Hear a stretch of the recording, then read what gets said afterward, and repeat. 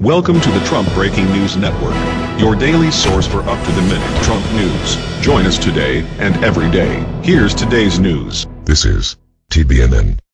We interrupt this video to bring you a special announcement. We will continue with your video after this short announcement. There is a massive boycott with YouTube and its advertisers happening right now. This boycott threatens our existence, as well as the entire YouTube channel database. You can do a search on Google to confirm this boycott. We urge you to help by supporting our channel with a $1 donation, just $1, to help offset our growing expenses. Our staff is working diligently to keep you informed and up to date on events and intel that you have grown accustomed to receiving. Our staff produce over 70 videos on a daily basis in English and in Spanish. This is a tremendous undertaking.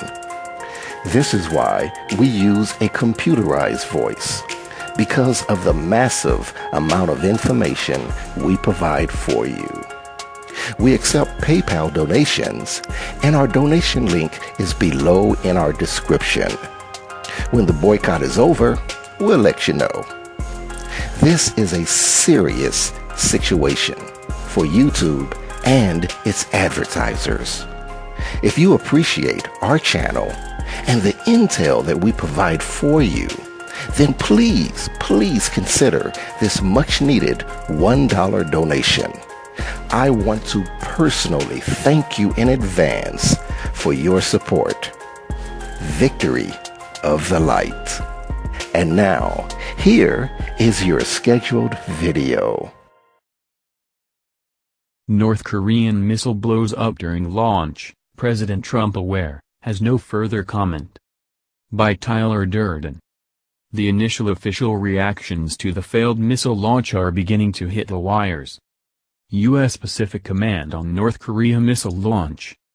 U.S. Pacific Command detected and tracked what we assess was a North Korean missile launch at 11:21 a.m. Hawaii time April 15. The launch of the ballistic missile occurred near Sinpo. The missile blew up almost immediately. The type of missile is still being assessed. U.S. Pacific Command is fully committed to working closely with our allies in the Republic of Korea and in Japan to maintain security. Additionally, Secretary of Defense Mattis says President Trump is aware of the situation and has no further comment on failed North Korean missile test. The big question is whether Trump will retaliate while VP Pence is in South Korea. As we detailed earlier, after Saturday came and went without any provocation out of North Korea on its national holiday, many asked if Kim Jong-un had finally learned his lesson. Well, according to South Korean news agency, not only did Kim not learn any lesson, or heed Trump's warning that a nuclear test or missile launch would be grounds for a U.S. military strike, but Kim was not even successful in properly defining the U.S. as according to the Joint Chiefs of the South Korean Army. North Korea fired an unidentified missile but the test failed. The incident occurred a day after Kim Jong-un oversaw an elaborate military parade in the center of Pyongyang as the world watched for any provocations that risk sparking a conflict with the U.S. According to a U.S. official quoted by CBS, the launched missile was not an intercontinental ballistic missile, which North Korea has claimed to possess but has never successfully tested. It's unclear why the missile failed. The missile blew up almost immediately on its test launch on Sunday, the U.S. Pacific Command said, hours before U.S. Vice President Mike Pence was due in the South for talks on the North's increasingly defiant arms program. As Yonhap further reports, North Korea's attempted missile launch on Sunday ended in failure, South Korea's Joint Chiefs of Staff, JCS, said. The North attempted to launch an unidentified missile from near the Sinpo region this morning but it is suspected to have failed, the South's Office of the Joint Chiefs of Staff said in a statement. The missile launch attempt came amid rising tensions with the United States that is sending an aircraft carrier strike group to waters off the Korean peninsula to deter potential North Korean provocations such as a nuclear test. As VO reports, there is still no information on the type of missile the DPRK tried to launch from Sinpo, where North Korea has a submarine base.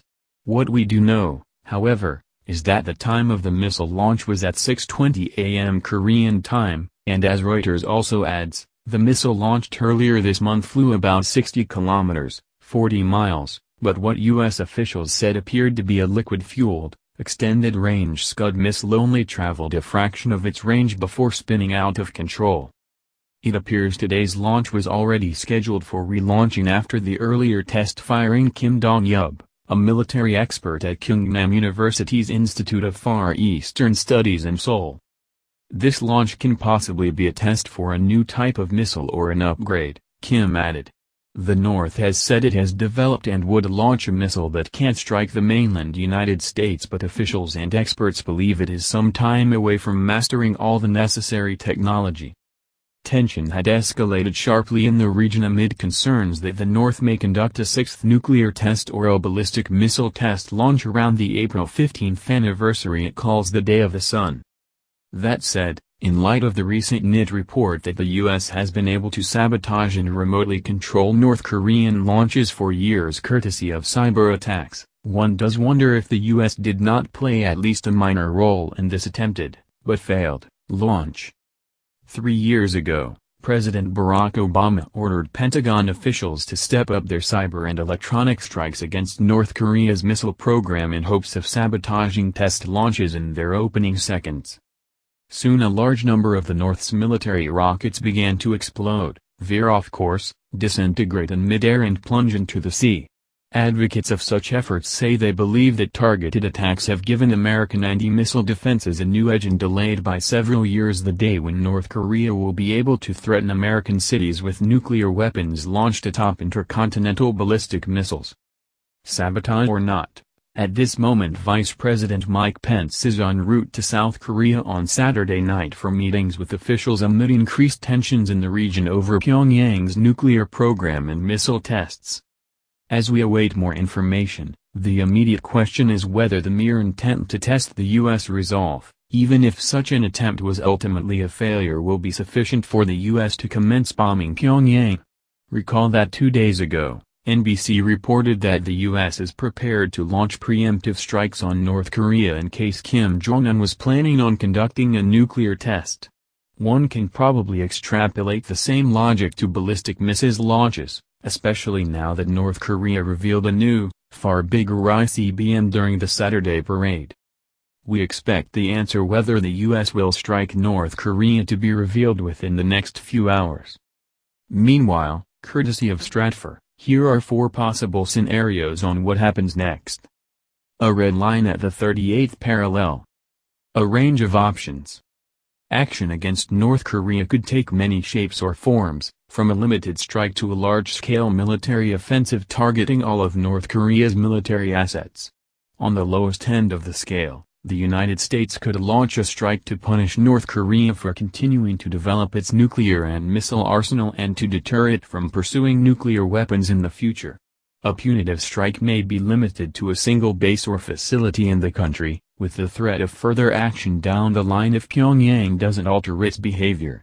Though this kind of attack offers the best way to keep the situation from escalating, it would by no means ensure that North Korea heeds the United States' warning and eases up on its nuclear and missile development. Nor does it eliminate the risk that Pyongyang may respond to the strike in kind. Alternatively, the United States could elect to launch a more comprehensive punitive or preventive strike in an attempt to physically interrupt the nuclear and missile program's maturation. The strikes would still be limited, focusing only on nuclear and missile infrastructure to signal that the United States is not trying to orchestrate a change in the country's leadership. This kind of operation, such as a strike on a single target, would encourage North Korea to curb its response so as not to provoke further attacks, though a full-scale retaliation could not be ruled out. If Washington judges that Pyongyang is likely to launch a counterattack regardless, it may decide a comprehensive campaign to degrade or eliminate North Korea's retaliatory capacity would be most prudent. This scenario would best position the United States and its allies against a North Korean response, but it would entail significant risks, virtually guaranteeing full-blown war on the Korean peninsula. Consequently, a campaign of this magnitude would require buy-in from regional actors, something that has yet to manifest, and a buildup of military assets far greater than what the United States has deployed in the region so far. A more limited strike, be it a focused punitive strike or a larger one targeting nuclear and missile infrastructure, is more likely at this point. In the meantime, the Pentagon has rerouted several carrier strike groups to the waters surrounding the Korean peninsula. Weighing the risks. Such an operation could involve cruise missiles as well as fixed-wing aircraft conducting strikes against various facilities across North Korea. Prime targets include the nuclear reactor or uranium enrichment facility at Yongbyon, as well as North Korean nuclear scientists. Should the United States plan more extensive strikes aimed at disabling all elements of the North Korean nuclear program, it may also deploy special operations forces to go after underground facilities that airstrikes couldn't easily or reliably destroy. But the broader the target set, the greater the risk of retaliation. North Korea has a hefty arsenal of short and medium-range missiles that it could launch at nearby targets, including U.S. military facilities elsewhere in the region. Pyongyang's conventional artillery, moreover, could also do significant damage to northern areas of South Korea, reaching as far as the country's capital. U.S. military planners would likely view this kind of escalation as an unacceptable risk. The United States will base its decision about whether and how to strike North Korea in large part on the kind of reaction it anticipates from Pyongyang. North Korea has many reasons to mount a credible retaliation to any action taken against it, not only to maintain the appearance of a powerful actor on the global stage but also to ensure domestic stability. A weak response from North Korean leader Kim Jong-un's administration could undermine its legitimacy among the country's public or perhaps prompt a palace coup. At the same time, however, Pyongyang understands that a significant retaliation would meet with a commensurate response, which could cripple North Korea's military capabilities. If the United States determines the country is unlikely to take that kind of chance, it will have little else standing in the way of a military strike. Short of that scenario, however, Washington may still be willing to assume the risks of a limited retaliation. The United States could consider the launch of a small number of missiles that might be intercepted, for example, or incursions by North Korean Special Operations Forces into South Korean territory to be acceptable consequences. Even low-level naval skirmishes may not be considered too great a repercussion. Still, anticipating the scale of North Korea's response is a daunting and treacherous gamble. Beijing's options. Then there's China's response to consider.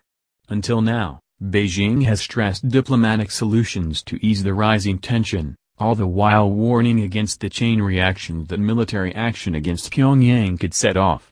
Beijing has consistently made clear that its red line on the issue is war or instability on the Korean peninsula. China wants to make sure that it has a pliable buffer state along its northeastern border. In the event of a military strike against North Korea, China could intervene, either to support the North Korean government or to facilitate a power transition without jeopardizing order in the country. Its options for intervention range from military backing for Pyongyang to support for a U.S.-led military campaign to a decapitation strike. But whatever path it chooses, it will stay focused on ensuring the North Korean state's continuity and preventing any scenario that could lead the Korean peninsula to unify under a competing power. The United States would doubtless risk a response in kind from China should it launch a military strike without consulting Beijing. And if Washington were to launch a full-scale campaign against North Korea, or if a limited attack spirals into a war, the likelihood of a Chinese military intervention to secure its interests on the Korean peninsula will climb. Along with its desire to keep a buffer between its territory and U.S. forces in South Korea, China is worried about the threat of spillover from a potential conflict in North Korea. What to watch out for? The window has not closed on a diplomatic solution to the problem. Pyongyang may decide to postpone its nuclear test, and the United States, in turn, could delay military action in favor of tougher sanctions. Still, given the high stakes at play, Stratfor will be watching closely for early warnings of impending military action. Defensive preparations near the north-south border. South Korea is always on alert during its northern neighbors' test cycles. And because it is a prime target for North Korea's prospective retaliatory action, the country is anxious about the possibility of a military strike, all the more so as it deals with prolonged political instability at home. South Korea's acting president has ordered his military to intensify preparations. But reports have yet to surface that the country is bolstering security at the border. A shutdown at China's border. Overall, we are on the lookout for any sign that China is changing its military posture or taking steps to evacuate foreigners from North Korea. Reports suggest that China is mobilizing troops along the border, though we have not been able to verify these claims. Nonetheless, Air China, one of two airlines with service to North Korea, has announced that it is canceling flights to the country starting April 17. As one of the only countries that operate flights to North Korea, China may be trying to prove that it is willing to ramp up its economic pressure on Pyongyang. Otherwise, it may have cancelled the flights simply because of low passenger turnout. The move could also be a precautionary measure, though, and we're watching to see whether it indicates that China is preparing for a military crisis. Changes in travel plans or diplomatic activity. Changes to the itinerary of U.S. Vice President Mike Pence's impending 10-day tour of the Asia-Pacific region would be a red flag. He is expected to celebrate Easter with U.S. forces in South Korea. A sudden uptick in diplomatic activity between the United States and China, likewise, could signal imminent action in North Korea. That's the news. Join us here every day. Be sure to subscribe and click the bell. See you next time. This is TBNN.